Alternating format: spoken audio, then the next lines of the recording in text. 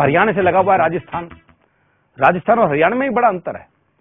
राजस्थान में बड़े सम्मान सूचक शब्दों का इस्तेमाल होता है, हरियाणा में आप, जी, इन शब्दों का प्रयोग वर्जित है। मैं राजस्थान गया हूं जी, श्री गंगानगर, श्री डूंगरगढ़, शहर के नाम के आगे भी श्री।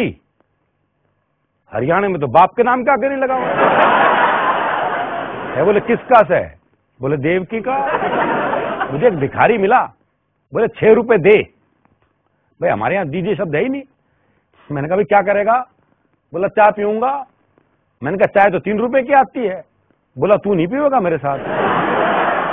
मेरा शर्म नहीं आती सड़क पे भीख मांगते हुए। बोला इस काम के लिए भी ऑफिस खोल लूं।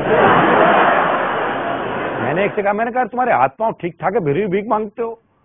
बोला तेरे रुपए 2 रुपए के लिए अपने हाथ पांव तुड़वा लूं के? एक से मैंने कहा तुम्हारे हाथ पांव ठीक ठाक है, कोई मेहनत का काम क्यों नहीं करते? तो पलट के बोला तूने कभी भीख मांगी है?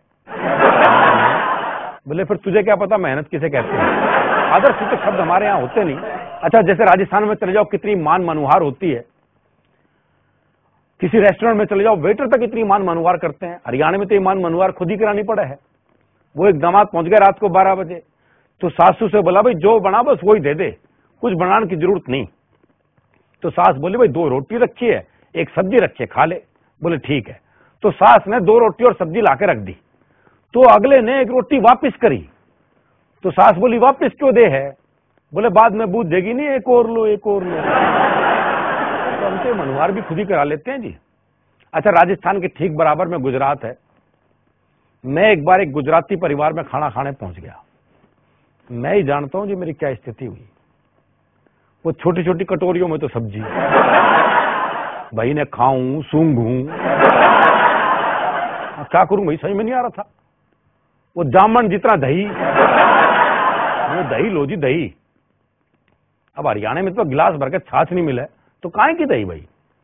अच्छा, ऐसे उनके फुलके, हल्के फुलके। वो पहला फुलका आया, मैंने सोचा भाई 15-20 खाऊं तब जाकर बात बढ़ेगी, लेकिन अगला तो मेरे से भी उच्च चीज था।